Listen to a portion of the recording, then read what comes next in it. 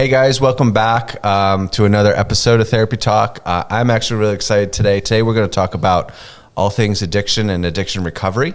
And today I have, because that's actually not my expertise, but I brought two people that are really invested in this. And one is, to the left of me is Abby Kraft, and to the right is J.S. McFarland. So I am really excited to turn it over to you guys to kind of talk about stuff and kind of inform the Mid-Ohio Valley about addiction and addiction recovery. And I guess the only thing I would say is kind of where do you think the struggle is in terms of like people understanding addiction? We talked about stigma with mental health. Where do you see stigma being with kind of addiction and recovery? I'll let you answer that first. Okay. So I think that, just like you just said, people don't understand. I think that the biggest misunderstanding is that people think that if you're doing something that is causing you harm, that you could just stop. Like if you're doing a drug and bad things are happening to you, like you're going to jail, you're catching charges, you're lying to your family, you're neglecting your children, then you should just be able to stop when problems start to arise. But that is not the reality. So I think that people just don't understand as far as what happens to our brains and our bodies. Yeah, and that's, I think, the biggest misunderstanding still is that it's not a moral failing or a lack of positive parenting. Yeah. There is something different about people's brains who end up being addicts and alcoholics. Yeah. In 2016, the Surgeon General of the United States put out a very long report about addiction in America. And one of the most important sentences from the whole thing is that only 1 in 7 people who misuse substances end up with a substance use disorder. And I think the word misuse is very important. Yeah. We're We're not talking about 1 in 7 people in general. We're talking about 1 in 7 people who experiment with drugs. Yeah. Because another thing that I think is really controversial is that it is developmentally appropriate at a certain point in the creation of a human when they go from children to adolescent to adult. At some point in there, it is developmentally appropriate for them to experiment with substances. There is a huge risk to that, Sure. but it is developmentally appropriate. It is socially appropriate for the way that they are trying to develop their personalities, figure out who they are. Yeah. That's part of it. And most people don't realize until they have a substance use disorder that they were 1 in 7. Yeah. That their brains were going to react differently. Like Abby and I are different. I've never wanted to try a drug because I, first of all, am afraid that I would like it. I don't know. Right. I don't know which chemical component would like latch onto my brain, and I don't want to give my brain the chance. But the other side of that, if I do use a substance, drink alcohol, something like that, I can put it down. My brain, I am one of the 6 of 7. The big book that we use a lot in treatment, the Book of Alcoholics Anonymous, says that there are people who get to use alcohol with impunity. Yeah. Meaning that they can just stop, they can just put it down. So I'm curious is that there's 1 in 7 that misuse it to where we would call addiction and the other 6 don't. And it is maybe part of normal of exploring our independence and everything like that and our development. Why do you think it's difficult for people to kind of get to that point where they know that they need help? Well, so what I was thinking about when Janice was talking was, so I started experimenting in high school. That's what we did. We partied and we drank, and then we went back to school on Monday. And I got good grades in school, and I played sports, and I was like this typical teenager. But when everybody stopped experimenting, I didn't. And when you put yourself in situations like, it started out with just alcohol, and then it was alcohol and marijuana, and then it was alcohol, marijuana, acid, mushrooms, pills. And when most people were like, something in their brain told them this is probably not a good idea, it looked fun to me. And I tried it, and then I loved it, and then I couldn't stop. So there was a girl that was like kind of like on the same path as me, and she ended up like getting caught at school with a bowl in her purse, like to smoke weed with. Yeah. And so she kind of like, so that was like enough for her to like stop, and then I just kept going. And then I ended up getting caught with narcotic pills in my backpack at school. And then they ended up sending me to like a juvenile detention center. So But still, at that point, I didn't even realize I had a problem. Like, I just thought that. What was your mindset like in that moment? Do you remember, like, okay, so the friend or the person you knew you were telling is like, okay, that's too much. I got to stop. For you, you said, I didn't recognize it. So did you have just kind of a different type of response to that event to kind of continue the addiction, or? Yeah. So, and from there, I was there for like 30 days, and then they let my mom come and pick me up and take me to a rehab. And so I was there. I spent my 3 months of my senior year there. I turned 18 there. And so at that point, if I remember, it's hard to think back because I was so young. Mm-hmm. And, but I remember wanting it, but just personally, this is just my personal opinion, I don't think that I had experienced enough pain, enough hurt, enough loss. Like, it was still fun to me.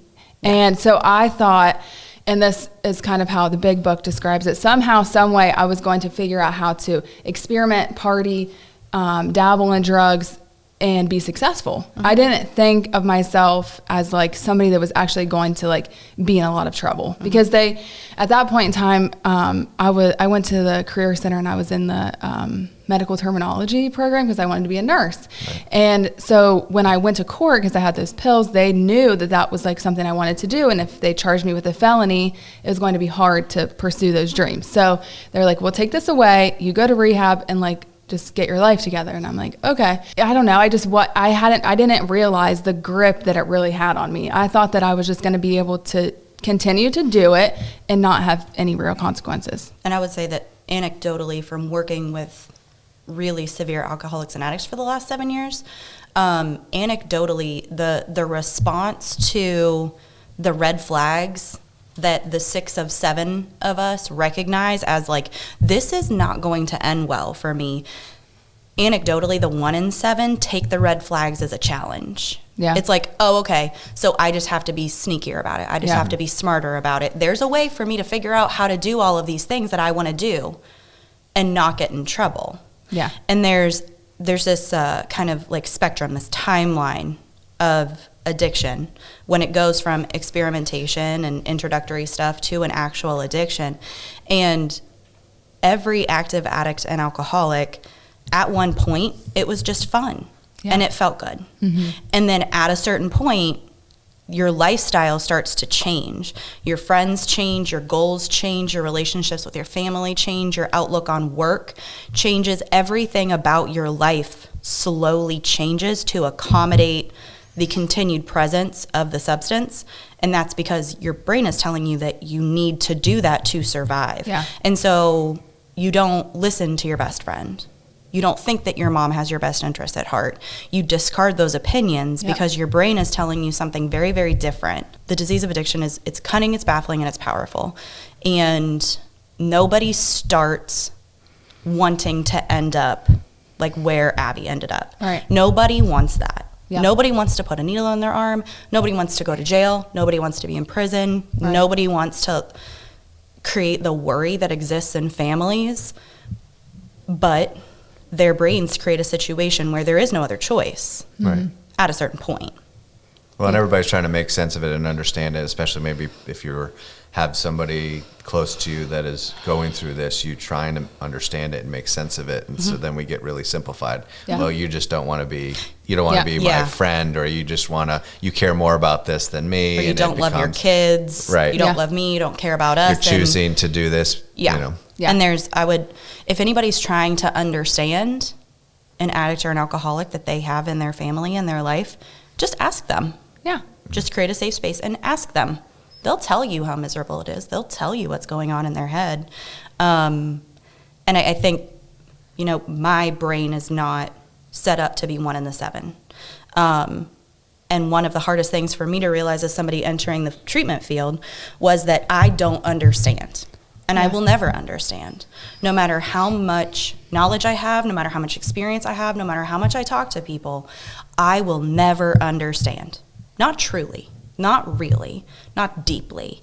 So the first thing to recognize if you're not an addict or an alcoholic is you will never have a really true, deep understanding of it. Yeah. You will have a very true, deep understanding of what it means to be someone impacted by addiction. Mm-hmm. But no matter how much time you spend with an alcoholic or addict, if you are not one of them, we never truly understand what that journey was like. And that doesn't mean that you can't be empathetic or Right. compassionate. You just Yeah. can't say, I know what it's like to Right. be Yeah. you. And that's one of the most important pieces of empathizing with somebody Right. who is in addiction, talking to somebody who's not in addiction, being able to say, like, I have no idea what you've really been through. I can only imagine. And based on what I'm imagining you've gone through, this seems to have been terrible. I'm so sorry Right. that you went Yeah. through this. But being able to say, like, I don't know what you've gone through is a huge bridge to build. Yeah. Right. Because I'm just trying to understand. I'm not trying to manipulate you. I'm not trying to trick you into getting treatment. I'm not Yeah. trying to convince you that you're a bad person. I want to understand what you've been through. Yeah, in trauma work, we talk. Or at least when I do trauma work with somebody, I'm saying I want to be a witness to your experience. So, I'm not trying to judge your experience or say how you should experience it or whatever. But I'm going to be your witness to your experience. But I certainly, with someone who's been through a major trauma, I wouldn't be able to know what Right. that's like either. So and I think sometimes we lump everybody together as one, or they're all like this, or they're all like Yeah. that, and we miss out on those opportunities to really understand kind of what your experience was, or Yeah. and whatever that you're trying to do. People struggling with addiction cross the law quite a bit. Like there's and so that can affect a lot of people. Yes. And so in terms of understanding, we're also dealing with kind of maybe things that have happened to that person because of, those addictions. And because you brought up, yourself and somebody Yeah. else both interact with the legal system Right. and trying that. And that might be just because of a lot of variety of issues why it always crosses with the legal system. But that complicates things for family members and helpers and stuff like that. What kind of thoughts do you guys have about kind of the legal system and addiction and how that affects families? And I didn't get sober like in a traditional way. I mentioned I went to rehab, but when I got out of rehab, I only stayed sober for like 3 weeks and it was off to the races again. So then I was an adult, so I started to get in trouble as an adult not long after that, and they sent me to treatment again. And so that, it was okay. It was like a corrections-based treatment center. So it was good, and I stayed sober for a period of time when I came home, but still it wasn't enough. And I had engaged in treatment. It's kind of funny because we kind of like joke about how I was the client at Life and Purpose at one point in time. And I was thinking about if I would have been honest with him, which IOP, intensive outpatient, wasn't available at the time, but would I have even been referred to IOP? Probably not, because I wasn't honest. I was court ordered to go there and to talk to him, so that's why I went. And I just told him that everything was fine, so he would tell my probation officer that it was fine, and I could just go on about my business. So I think about, getting in trouble and actually being in and out of jail multiple times, even to the point where I was, let out at like 4:00 one day and back in the very next morning. So finally they sent me to prison, and that was it for me. That was when I was like, as soon as I got there that day, as soon as they pulled me up to those gates and they like come out with these mirrors, like looking under to make sure there's like nobody under there. And I was like, wow, like this is big time. Like this is serious. Like what did you get yourself into, Abby? And there was like, I can see it like it was yesterday. And there was like literally thousands of people walking around. And I was like, whoa, And so from that point forward, literally that moment, I was like, I will do whatever it takes because this is not the life that I want. So it saved my life. But I also know people, and I think that I can speak for my sister, that has been to prison, and that wasn't enough for her. Sure. And some people, and I was given the opportunity, I had the means to go to treatment. My mom offered to do anything to get me help, but I wasn't willing. So on the point of the legal side, it saved my life. And I know that like oftentimes people that are in addiction steal from their family, so their family is put in a position to either press charges on them for something that they stole or to let it go. Not that I want to see anybody get in trouble, but I know for myself it saved my life. So if it has came to the point where they're not willing to seek treatment on their own, I think that jail is not a bad idea because it could potentially save your life. And obviously, thinking in the long run, it causes problems because now you have a record and you have all of these other hoops to jump through and your life just becomes 10 times more complicated. But I could be dead. Sure. So. Yeah, and from my side of the fence, I think that one of the worst things that family is put in the position to do is to feel like they are in a position to create a consequence for you by calling the law. That's a really unfair place for family to feel like they're at. Yeah. But at the same time, the consequence of not calling the police is that we are taking away natural consequences. Yep. And I am a big proponent of allowing natural consequences to occur without interference. That is the only way that we learn. Behavior modification doesn't really, the tenets of it don't change from the time that we are 2 to 92.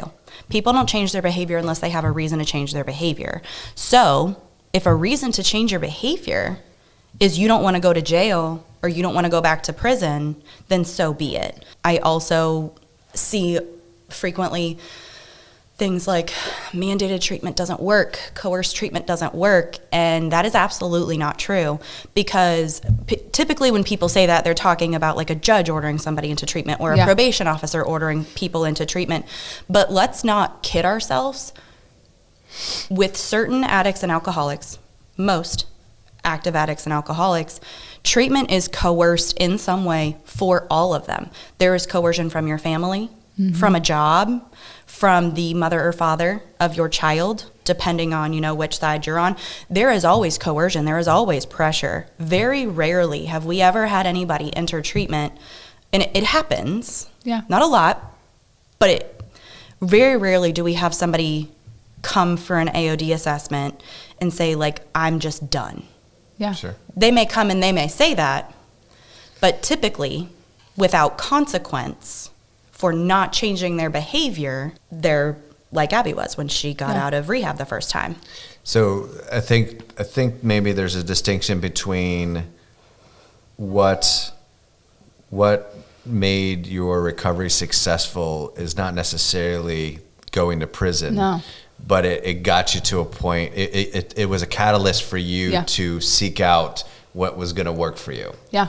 So, it might be that probation officer that sends you to the outpatient recommendation for IOP or just even a therapy in general. And then that is enough for you to say, I'm going to give this a shot. I'm going to do my best to try. And so it's kind of making broad leaps or broad paint strokes and say this is what everybody needs or this is what everybody needs. But we kind of say, we got to strike while the iron's hot. If I don't care how you got to me as a therapist, if you were forced to be here or not, I'm going to try to help you regardless. Yeah, right. And that's what I tell people all the time. Right. I don't care what led you to my office. Right. All I care about is what do you want to do now that you're here? Yeah. What are you willing to do? Because like the willingness, I mean, how many times were you in and out of county jail? Like, I don't even know, a lot. Dozens? Many. Yes. More than your hands, right? Yes. And I think that the criminal justice system, current society, once somebody's been to jail,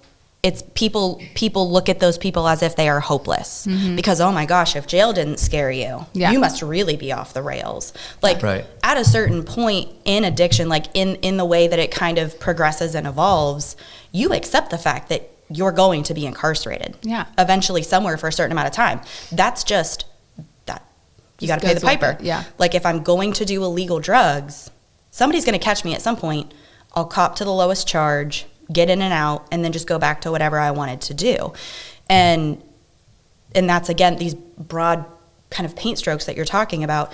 Everybody needs something different. Barb Miller, she worked at the agency forever. She's since retired. She kind of took me under her wing when I first came to the agency 7 years ago because she saw something in me that she thought that I was capable of being effective with substance use disorder clients.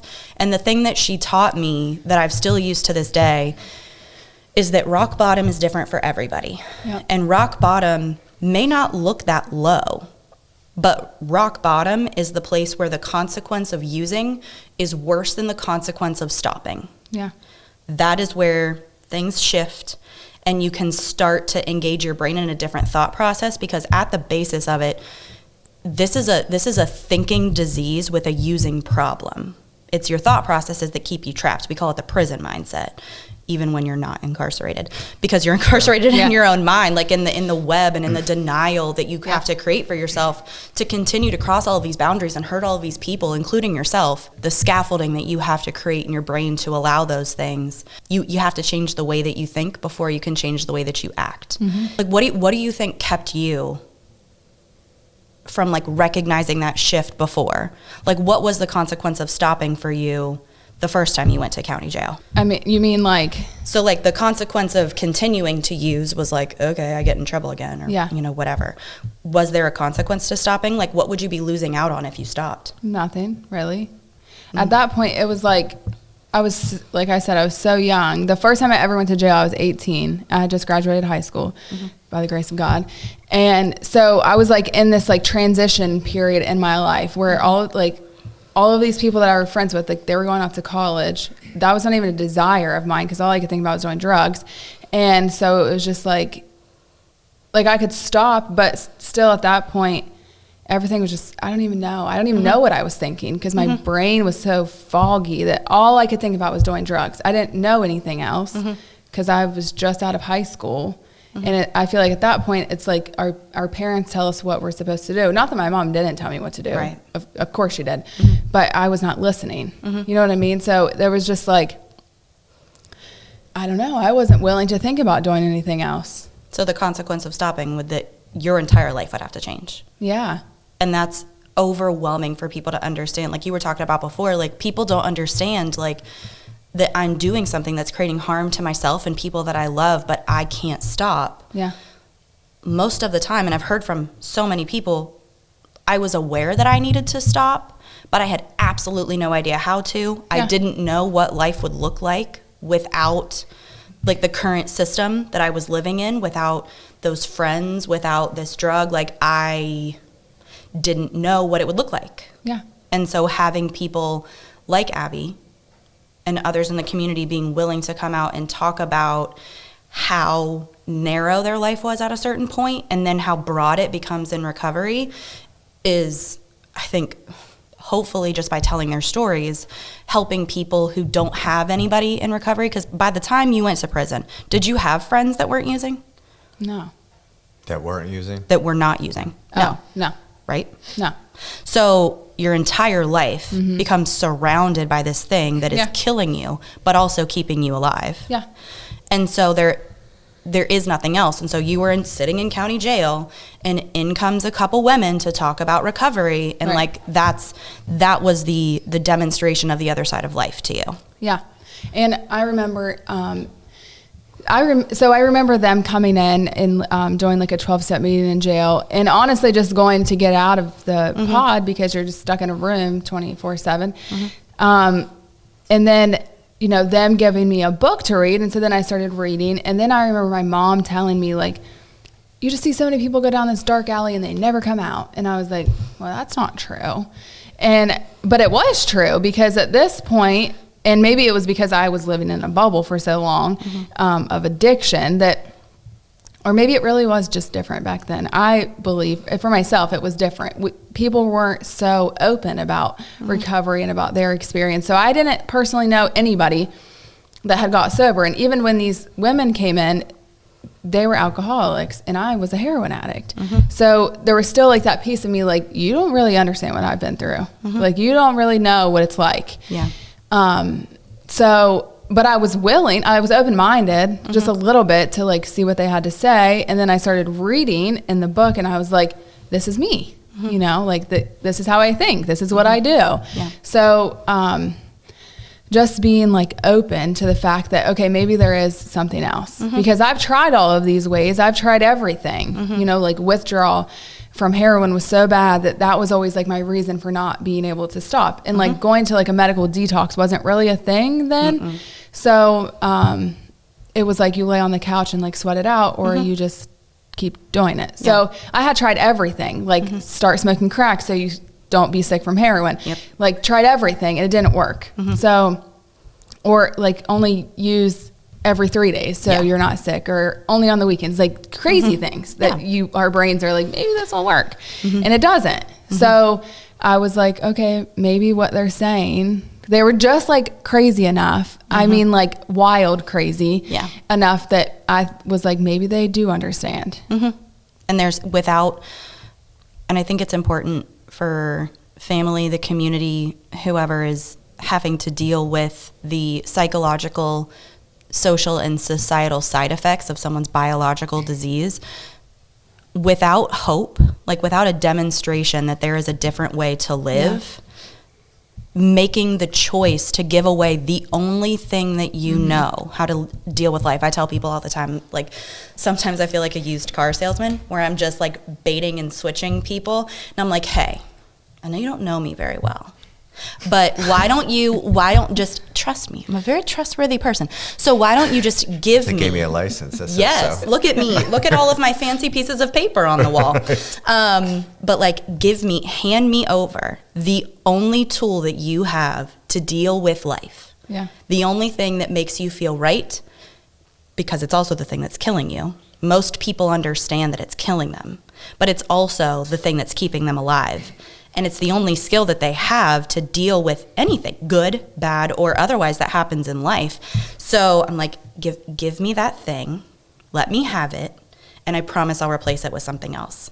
Like Indiana Jones. Which Indiana Jones movie is it with the cave in the Temple of Doom, where they like switch it, and then there's that big old rock that comes? Like, the big rock that comes afterwards, after I convince somebody to give it to me, there is a lot of hardship that happens after people decide to take that first step for themselves. And after people get through like the withdrawal and all of that, then they come back into my office and I'm like, hi. So I really skillfully lied to you the last time I saw you, but I swear I meant what I said. It's just going to take a while to get all of those wonderful things that I told you would come as a result of you handing that thing over to me. You will have better relationships with your family. Yeah. You will be able to earn a living for yourself. You will find happiness. You will be joyful, and you will be free. But those things take work. It's not like you can just stop using or drinking and then life changes. Because addiction really isn't about the drugs. And recovery is not about learning to live without drugs. It's just about learning to live. Yeah. So the goal of treatment at our agency is, if you can identify your triggers to use, great. I want you to learn, like, what does a full life mean to me?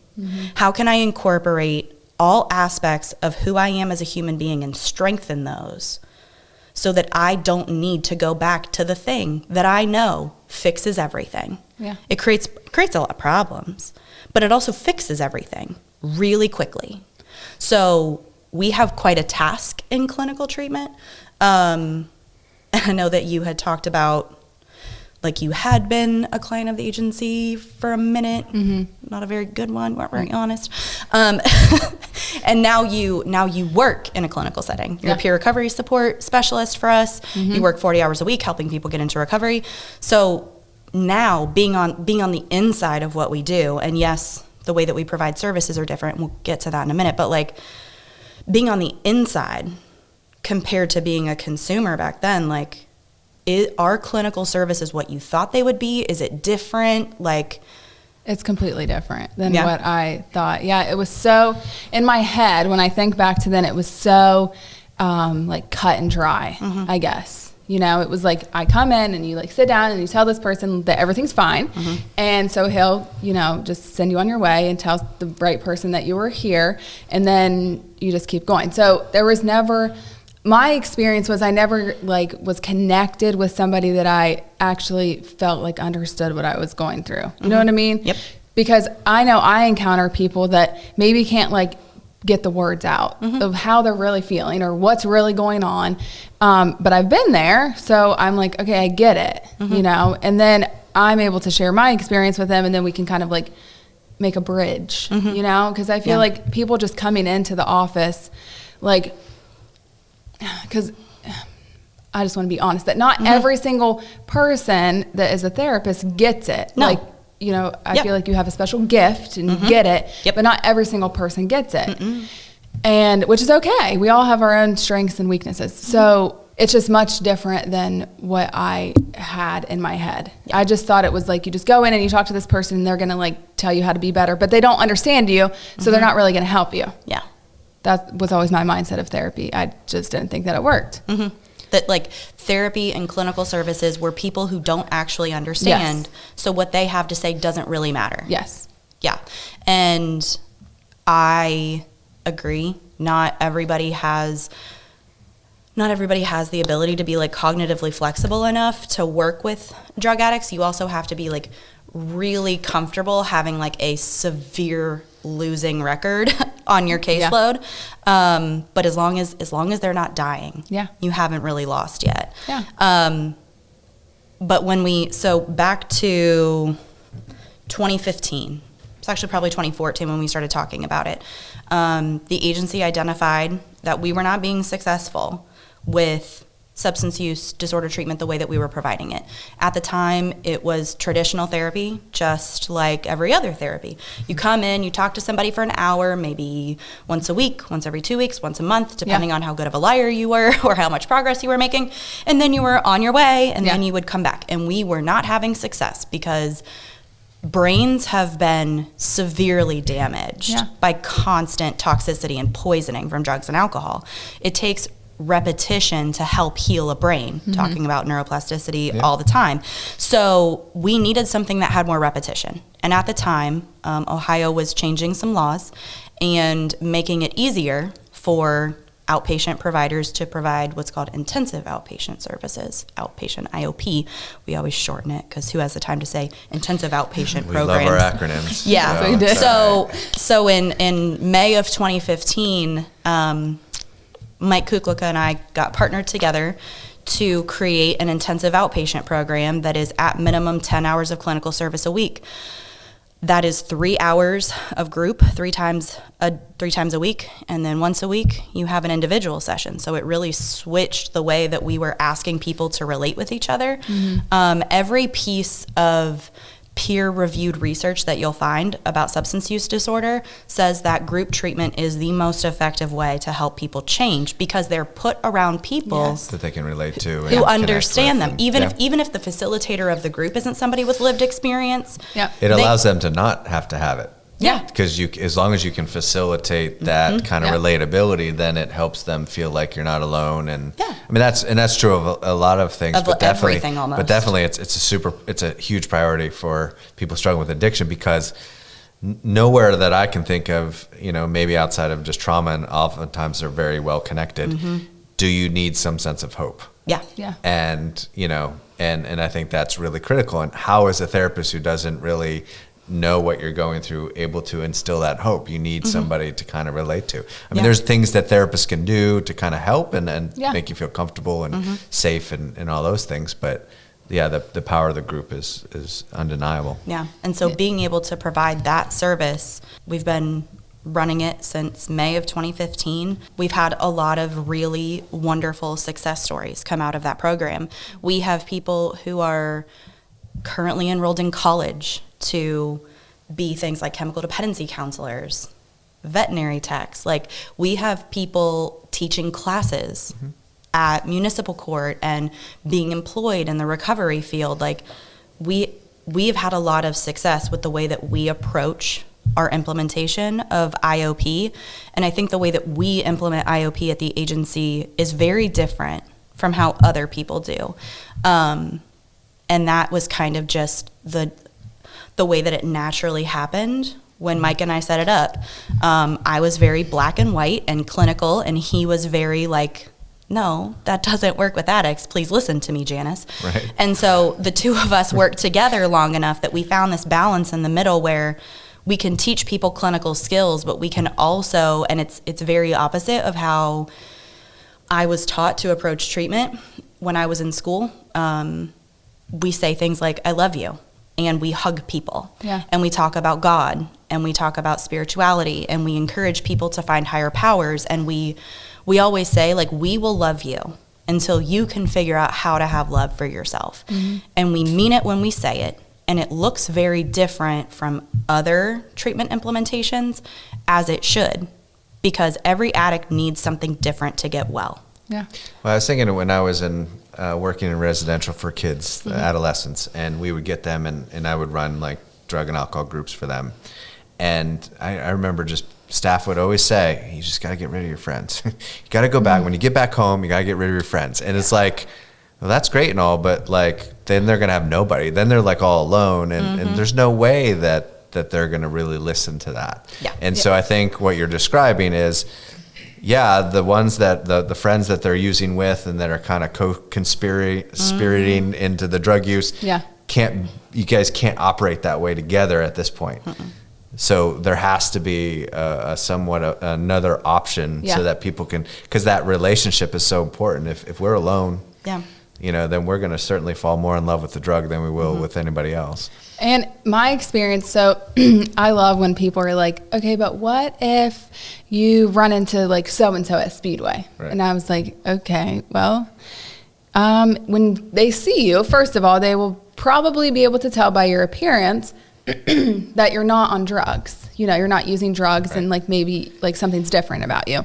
Or if you speak to them and you're like even just a little bit serious about your recovery and you're able to like voice that to them, they will want nothing to do with you. Okay. So I know for myself, I don't like focusing on like, you need to get rid of your friends. Like instead of like, you just need to try something else. Because for me, all of my friends were drug addicts. And so when I tried this other thing and I got involved in this other fellowship, those people became my friends. And I had no desire to talk to these people. And I still see people. I live in Marietta. That's where I used at. And I see people all the time. But like, I'll just say hi and, they may speak or, whatever. But it's not way more powerful when you're able to come to that conclusion. Yeah. That, I've found another network of folks that I can feel good with and don't need to use drugs with this group. I had to with the other group and not this group. Yeah, because we all want to like belong. We all want to feel a part of something. And that was,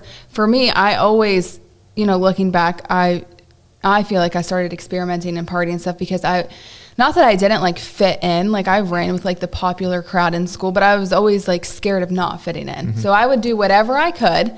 Don't want to be rejected. Yeah. Don't want to be, to like have a group of people. Yeah. And so I would like do anything to like feel a part of. And then it led me into this very dark place. But, and so that's still true. Like I still want to be a part of, I have to be a part of something in my life will look much different than Janice's life. Janice is happy and content when she has to be quarantined for 14 days. Abby is not. Yeah. Okay? Abby miserable. needs people.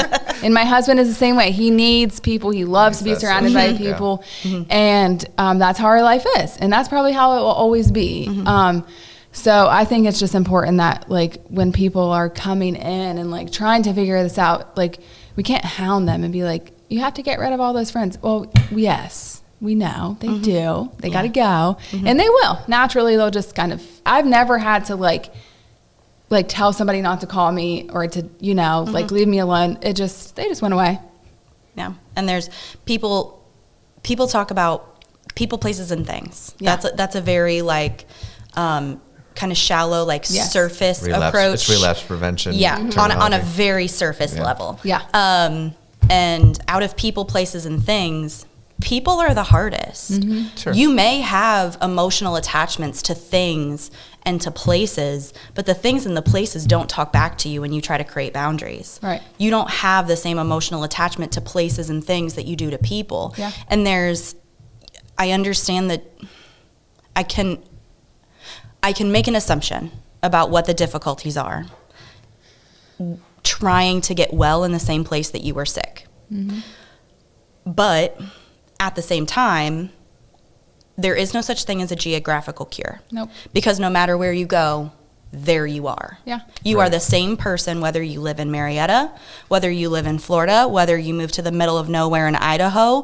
You are the same person. And you have the same flaws and the same patterns and the same solutions to life problems, no matter where you go. Well, and your brain's going to be pretty well trained to know where to find it. I mean, it's not hard wherever you go. You kind of know where to kind of go. So it's not that hard to seek it out. No, and it's the place isn't as dangerous, I think, as some people may think it is. There are people who absolutely need to go away to a residential center for a period of time to break the cycle of the way that they were thinking and see that there's a different way to live and function. Most people that go away to treatment are coming back to where they were sick. So the benefit of having increased levels of care in people's natural support areas like IOPs is that I can teach you how to create new friends in this environment. Like I remember when we were talking one time and you were like, Marietta's a completely different town than I knew when I was growing up. Like when I was using, like I didn't know, and vice versa. I didn't realize that there was drugs in Marietta.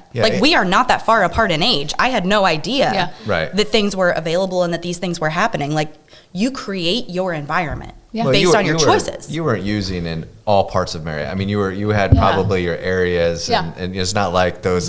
You know, the places that maybe you're experiencing now, you weren't going there and using in those places. So and even things like the world's a lot bigger than what we think it is. Right.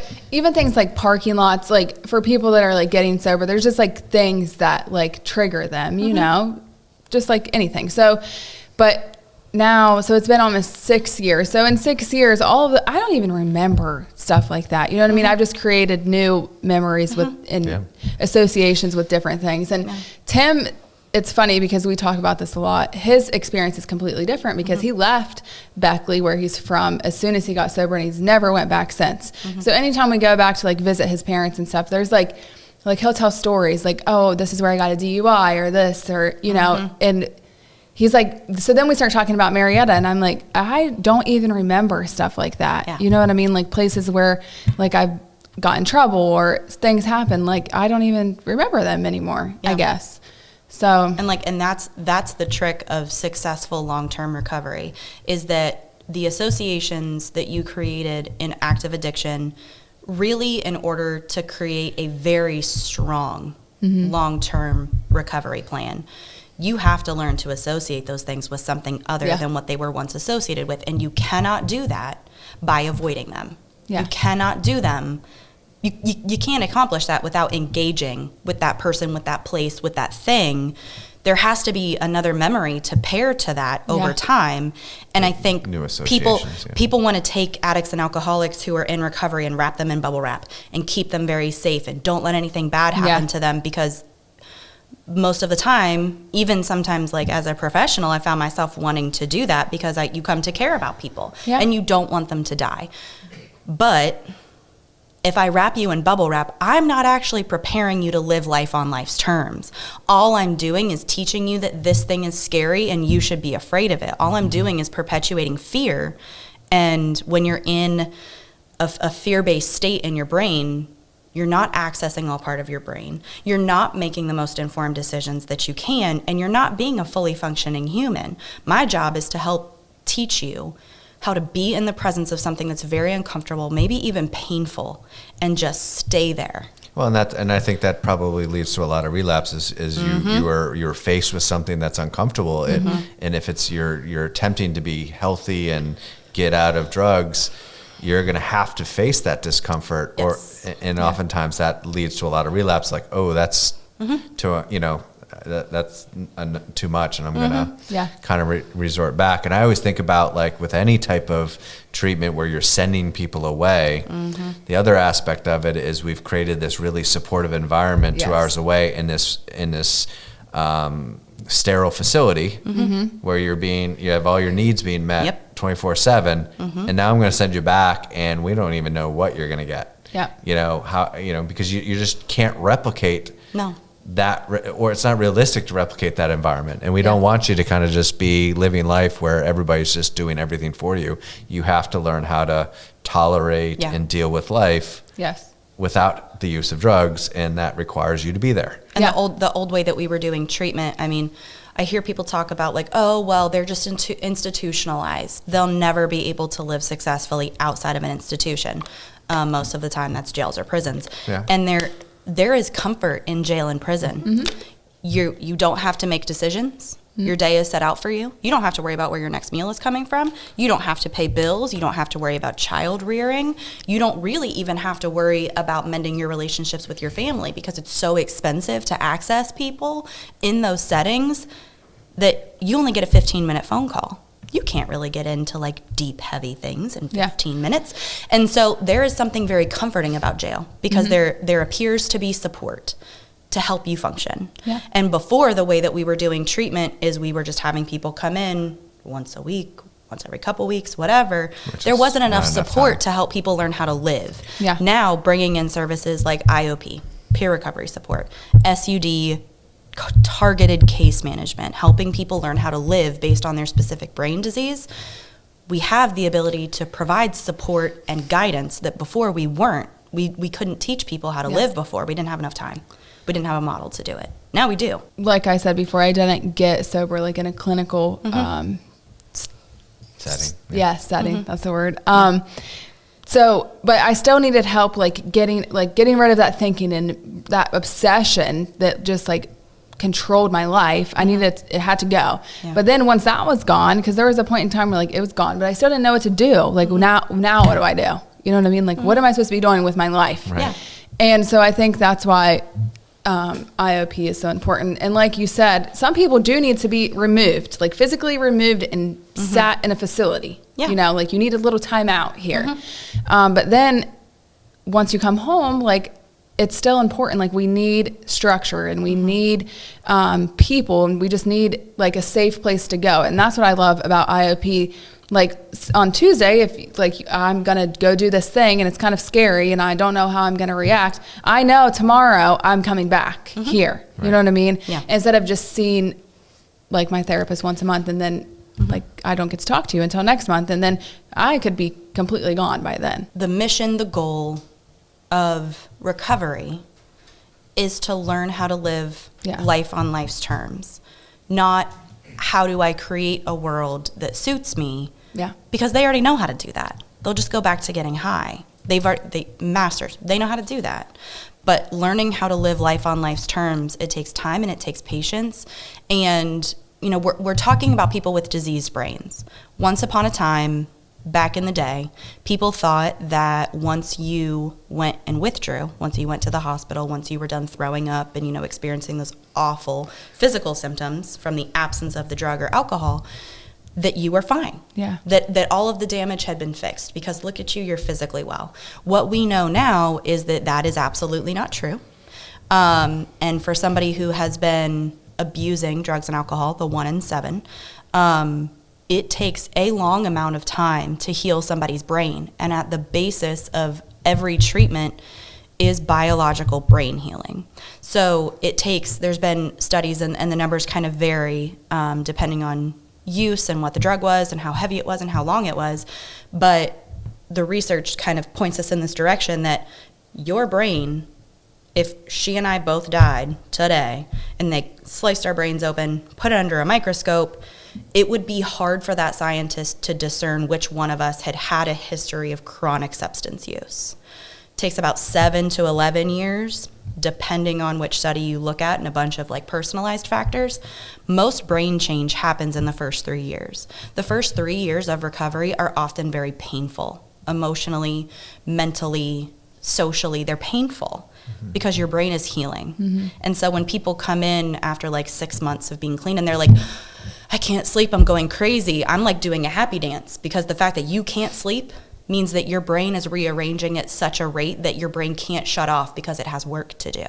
So we're talking about brain healing at the bottom of this. As the brain heals, the psychological and social side effects of the biology will eventually change and improve, but we can't point to external things and say, when you have this checked off the list and this checked off the list and this checked off the list, you're fine.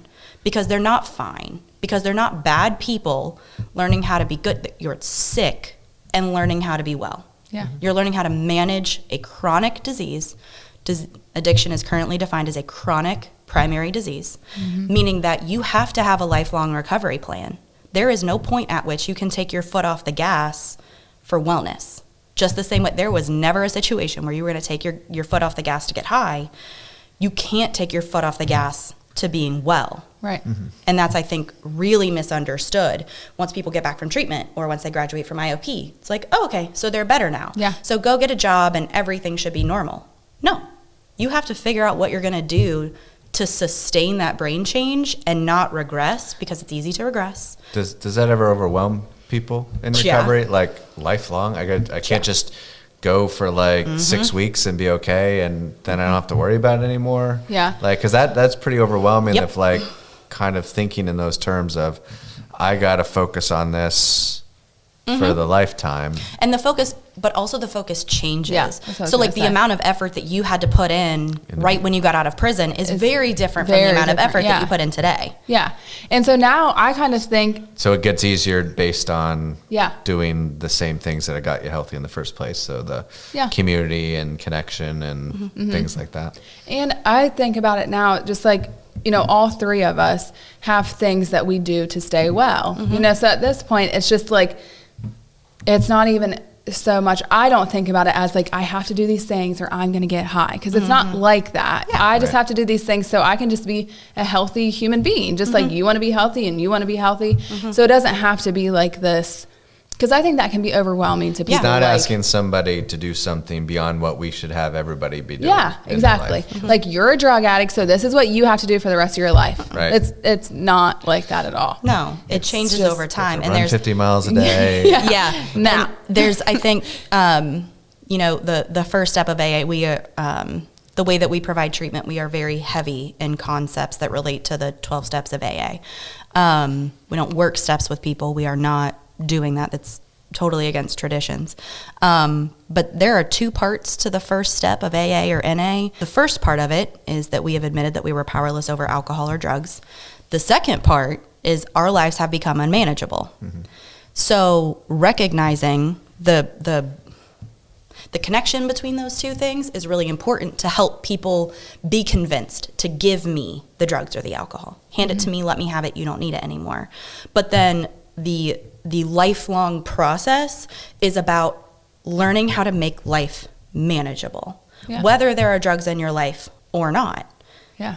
Like you have to do things that keep you well. And so in that way, I've always said that the 12 steps and 12-step programs, I wish that they didn't have such a stigma, because if everybody could work the 12 steps, we would all be such more like well-attuned, self-aware, kind, courteous, respectful people. Because if you look at the life plan that it lays out for you, like literally a daily guide on how to live and treat people, at the end of the day, it's all about having accountability for yourself. It's all about making life manageable, figuring out how to live in balance with everything. Like, so Abby works full-time. She is also a full-time bachelor's student online. She is Cash 3 now? She has a 3-year-old, a husband, and they run a ministry.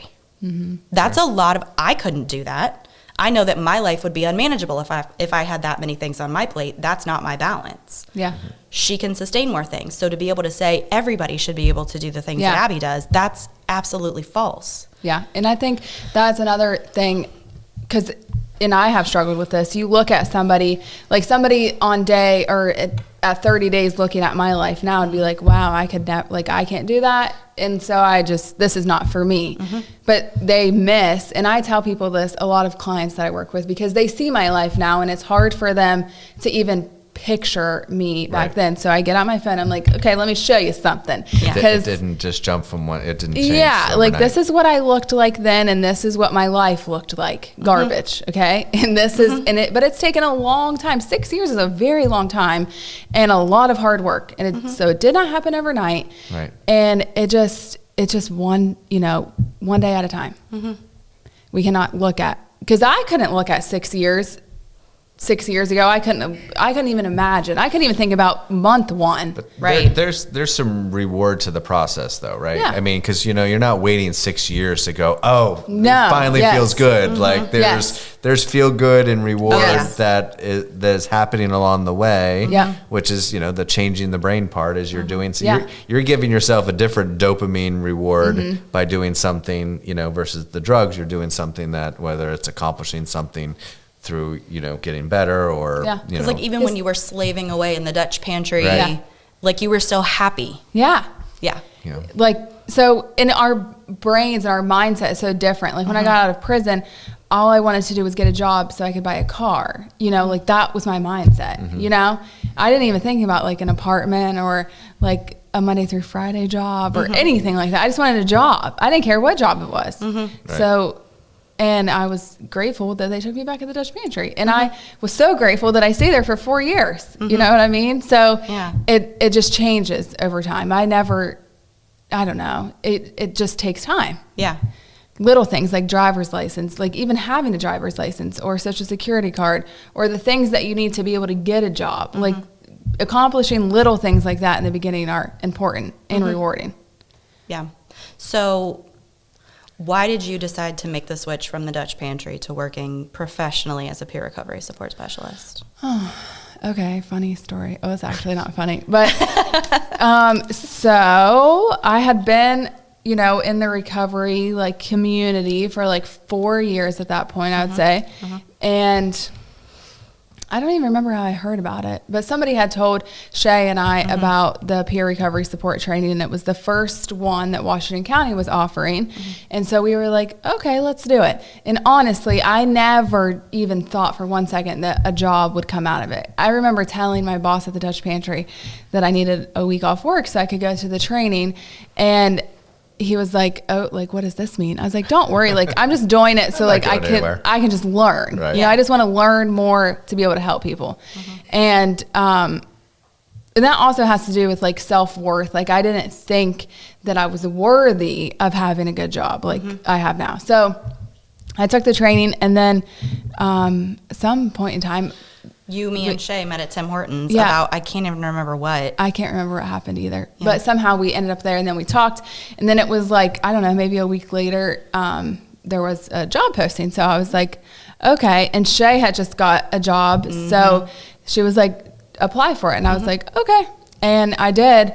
And then I always like to tell this part because I think it's cool. You know, I went to the interview, and then I got hired, and I was like, okay. And I was so excited because I didn't think that I would ever have a Monday through Friday job. You know, Cash was like, so he was probably 1 at the time, and I had worked every single weekend since he was born.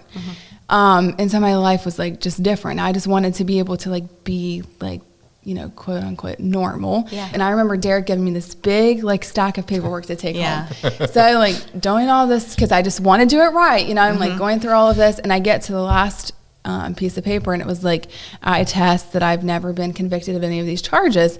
And so it was like this big long list, and I'm like reading, I'm like checking, because it was like violent stuff, and I'm like, okay, and I flip it over, and it was like And drug there's all the trafficking. drug stuff. And I was at the Dutch Pantry actually when I was doing this paperwork, and I remember going outside and calling Janice. I was like freaking out. I was like, surely she knows this, but I better make sure, because I did not want to get my hopes up, you know? And so I call her, and I was like, do you really understand that, like, I've been to prison for drug trafficking, Janice? She's like, yes, I know. That's why I'm hiring you. And I was like, okay. Okay. And But it says on here. yeah, but it Yeah. says right here that you want me to tell you that I've never done this. So fast forward 2 years later, and here we are. So I knew that I wanted to help people. I just didn't know exactly how it was going to look. At that point in time, I couldn't even like wrap my head around going to college.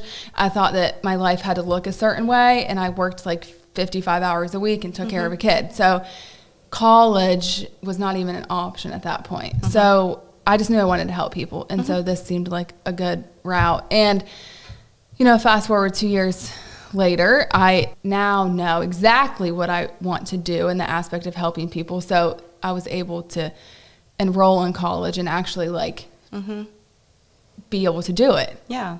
And there's, I think, you know, peer recovery support is a super, super, absolutely like integral part of substance use treatment in an outpatient setting in particular. But I also don't want people to think that like peer recovery support is all you're capable of if you have lived experience. Yeah. Like peer recovery support is a great place to start. It's a great way to figure out if you actually want to be helping people in this professional setting. Yeah. Sure. A lot of people just prefer to do it kind of like casually and on their own terms and whatever else in their personal life, which is totally fine. I know lots of people that do not enter recovery work as their professional work, and that's perfect. Everybody has different skills. There's nothing that says everybody in recovery should work in recovery. Right. But having people understand, like, peer recovery support is just like the first, like, that's how you get in the door. That's how you get past your criminal background. Yeah. That's how you create like a trustworthy relationship with people in your community, is through this training that only you can have. Yeah. Because only you have had those life experiences. And I remember when she called me and she was like, oh, but Janice, I'm a felon. I said, I know, you literally have to have a felony to qualify for this job, so it's fine. And my favorite thing to tease her about my favorite thing to say to her is like, I hired Abby Roach. It's super great that you're Abby Kraft. I'm very happy for you that you're Abby Kraft. But you are only useful to me because you are Abby Roach. Yeah. Abby Roach's choices, Abby Roach's experience is why you work for us. Yeah. And having people understand, like, if you enter a professional job working in recovery, the person that you were has to come with you. Mm-hmm. Like, all of those experiences have to come with you, because that's how you're effective. Yeah. And so there isn't a separation. I think there's sometimes like oh, well, I have to be a completely different person. No. I hired you to be yourself. Yeah. I hired you to be yourself, talk about your experience, and use it to help people. And so I never want anybody to think that because I'm in recovery, PRS is all I can do. Yeah. Not true. If that's all you want to do, great. Yeah. Wonderful. We'll never run out of peer recovery supporters. Right. But if there's another goal that you have, go after it. Yeah. Yeah. And I think that, I don't know, I just love, because I just had this mindset that as long as I had a felony on my background, several of them, I would never be able to do anything. And it's not true. And people will tell you no. There probably will be jobs that will tell you no, but it doesn't have to be that way. And the same thing with school. The first time that I tried to go to school, they tried to tell me I wouldn't get financial aid if I had a felony, and that's absolutely not true either. So you just have to fight for what you want. We're kind of at our end, and I wanted to kind of end on this one thing. Engaging in treatment is tough. Taking that risk, trying something that you're uncertain of, or maybe you don't necessarily know what it involves for future. What would you I'm curious in terms of your experience kind of now as a peer recovery specialist for 2 so years, Yeah. looking back, like what if people were listening that were kind of in your shoes when you were 18, 19 years old, Yeah. what would we say to that person to say, it's going to be okay, it's going to be tough, but it's going to be work. How do we get people to kind of feel safe to engage in a process that's there to help them live the life that many people have been able to do as a result of it?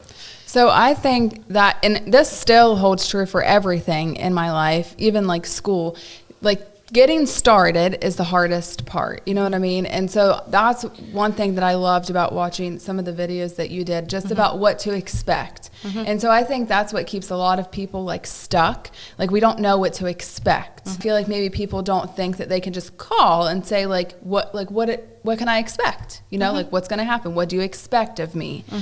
Because it's like, I don't know, there's things that have happened in my life that if I've like said yes to something, then I can't like back out. You know what I mean? So you're not like in jail. Maybe that was like, I was just had this jail mindset, because if I did something, I was stuck. So if you don't like it, you can absolutely go back to the life you were living. Like, you can come and try this, and if you don't like it, then you're free to go and do whatever you want. But there are people that get it, and that's what I love about my job, is that like I really get it. And so like I can really like speak the same language as you, like I just understand. And I love listening, and I love helping, and so many people that are available to help that people don't even know about. So I know that our website and phone number and stuff will be listed. And so I really just encourage people that, like, if you know of somebody, or if you yourself are struggling, just call. And I know just from like High on Hope, people just call and they just want to know. Like, they just want to know something. What is this all about? Yeah, like what am I going to have to do? People that reach out to Tim to like go to residential treatments, like, what's it going to be like? What am I allowed to wear? Am I allowed to smoke cigarettes? Like, all of the things that they just want to know. So there's tons of information. There's tons of people that are willing to just help. Yeah. And like on the more like clinical side of it, the hardest part is the very first time you come in. Yeah. And it may seem overwhelming and it may seem like you can't do it, but we have people on staff to support you. We can pick you up. Yeah. Just because you don't have a ride, that doesn't mean anything. We will get you to treatment until you can get to treatment yourself. We will pep talk you until you can pep talk yourself. We will tell you that you're good enough until you believe that you're good enough to have something different. And there's, I think people, and sometimes like we've talked about it in like our administration meetings, I think sometimes we forget how hard it is to make the first call. Yeah. And then there's an entirely different level of bravery Yeah. that is required to show up for the intake, to show up for that first appointment. That's the hardest part. Sure. If you can get through that and you can talk to somebody and have a human connection with somebody for an hour, things after that are just a little bit easier. Yeah. You just have to have enough bravery and enough courage to make the phone call, ask the questions, schedule an appointment, attend the appointment, try to be as honest as you are comfortable with. And it takes a lot of trust. And addicts and alcoholics are not particularly trustworthy people. I mean, Well, like they don't have a lot of trust for other people because most people burn them. Yeah. There is, you know, even if I think, and correct me if I'm wrong, but even if you just started saying, I'm not ready to like tell you all my stuff, but Yeah. I'm here because I want help. We love that. That would be honesty. Yeah. Not saying you have to unlock all your demons No. and throw them out Yeah. onto the table. It just means take the risk to be honest about wanting to get help. Yeah. You know, and that's kind of what we're talking about, rather than not saying you have to come in and unload all Yeah. your No. bad stuff. And that's what I was saying about, like, you can come and like they're going to ask you questions, but you don't have to answer all of them if you don't want to. Like I'm not comfortable answering Yeah. that right now. Like and you that's literally okay. just have to be willing to come and like sit in a comfy chair. Like that's it. And answer whatever you're open to answering, and then we'll take it from there. And also, you were like touching on transportation and all of the barriers. And so the good news about that is that I feel like if we don't know a way, like we will find a way to make it through all of those. Like they won't be the first person No. that has like a problem. We won't know how to fix. Yeah, whatever it is you think that means that you can't be successful in treatment, we've seen it before. Yeah. Right. And if we haven't seen it before, we don't scare easily. Yeah. Right. There are very few things that you could say to us that would be like, oh, well, we can't accommodate that. Right. We can't have you in our program. We'd be like, okay, give me a week.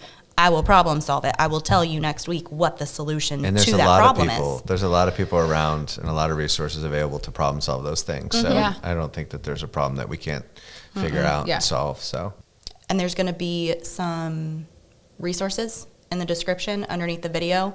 So check it out. There will be links to some free resources in the community. Also, our website link is going to be in there so that you can kind of explore some recovery options, whether it's for yourself or for somebody else. So check those out. If you have questions, just call. We employ very lovely people to answer your questions for you at the agency. So reach out, make a phone call. no, and I guess the last thing I would say is also, if you have ideas, or if like, okay, if this sparks some things for you to where you're like, oh, I want to hear more about this, please let us know so we can kind of, we'll come back on and, you know, talk about those things. Yeah. We're really wanting to hear from you guys as an audience, but I appreciate you guys coming today and you sharing your story, and just always being here to help people. And so I appreciate that. So thank you guys.